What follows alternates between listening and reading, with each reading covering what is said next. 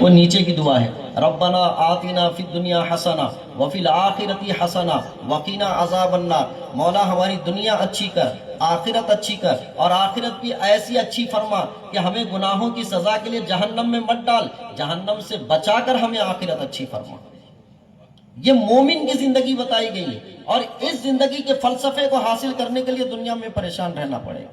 کس طرح کی پریشانی ہوگی؟ کھانے کے لیے سامان سامنے موجود ہوگا، حلال ہے کہ حرام ہے اس کی کوشش کرنی پڑے گی۔ آپ حرام کھا نہیں سکتے ہیں، یہ پریشانی آپ کو آئے گی۔ سامنے والا حرام کھا رہا ہے، آپ نہیں کھا سکتے، اس لیے کہ اس پریشانی کو آپ کو اٹھانا ہے۔ صبح دل سونے کو بہت بولتا ہے، فجر کی آذان ہوتی ہے، اٹھنے میں پریشانی ہے، لیکن یہ پریشانی اٹھانی پڑے گی آپ کو، کیونکہ جنت میں جانا ہے۔ دنیا میں جو پریشانی اٹھائے گا، جنت میں اس کے لیے اعلیٰ درجات ملنے والے ہیں۔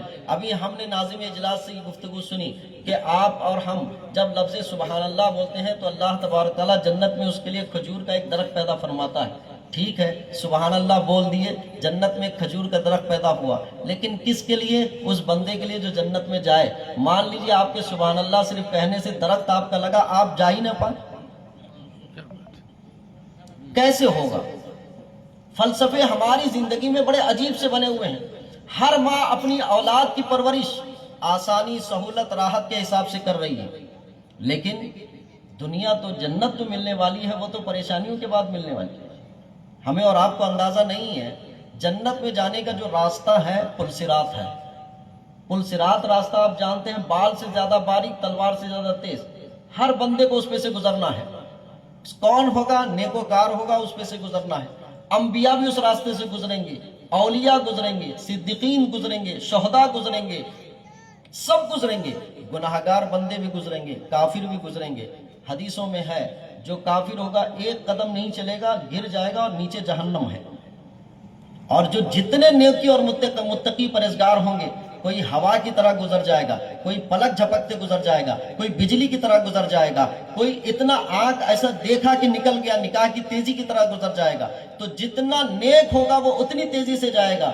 اگر جنت میں اس راستے سے گزرنا ہے تو نیکیاں تو کرنی پڑے گی، اور نیکی کرنا مسلمان کے لیے بہت مشکل ہے۔ مشکلات کے درمیان اللہ نے جنت رکھی ہے، آسانی کے درمیان جنت نہیں رکھی ہے۔ ہاں، ہم اگر اللہ فضل فرمائے تو کسی بندے پر بغیر نیکیوں کے بھی جنت میں داخل کر دے، یہ اس کا فضل ہے۔ لیکن اللہ نے حکم یہ دیا ہے کہ تمہیں نیکیاں کر کر جنت کو پانا ہے، اسی لیے نیکیاں کرنے کے ٹائم پہ پریشانیاں ضرور آئیں گی۔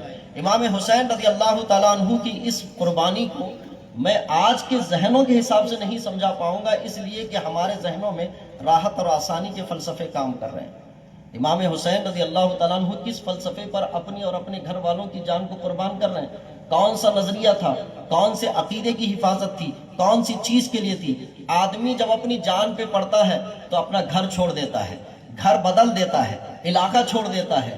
اگر اپنی اولاد پہ پن پڑی تو کبھی کبھار اپنی جان بچانے کے لیے اولاد کو چھوڑ دیتا ہے۔ کون سا ایسا نظریہ تھا کہ امام حسین نے علاقہ چھوڑا اس نظریے کی حفاظت کے لیے، اپنے مکہ جیسے پرسکون جگہ چھوڑی اس نظریے کی حفاظت کے لیے، اپنے گھر والوں کو لے کر چل گئے اس کی حفاظت کے لیے، خود اپنے سامنے اپنی اولادوں کو شہید ہوتے ہوئے دیکھا اس نظریے کی حفاظت کے لیے، خود کو شہید ہونے کے لیے تیار کیا اس نظریے کی حفاظت کے لیے۔ وہ کون سا نظریہ تھا جس کی حفاظت کے لیے اتنی قربانیاں دی گئی ہیں؟ اس کو پتہ کرنے کے لیے ہماری زندگیاں بڑی مشکل پڑ جائیں گی۔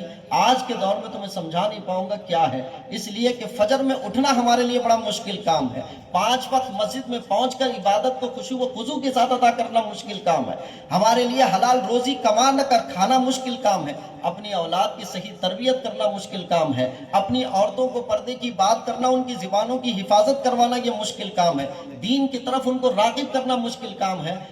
ان مشکلوں سے تو ہم نکل نہیں پائے۔ امام حسین رضی اللہ تعالیٰ عنہ کی فلسفے قربانی کو سمجھنا تو اور مشکل کام ہے، وہ کہاں سے سمجھا پاؤں میں آج کی محفل میں چند باتیں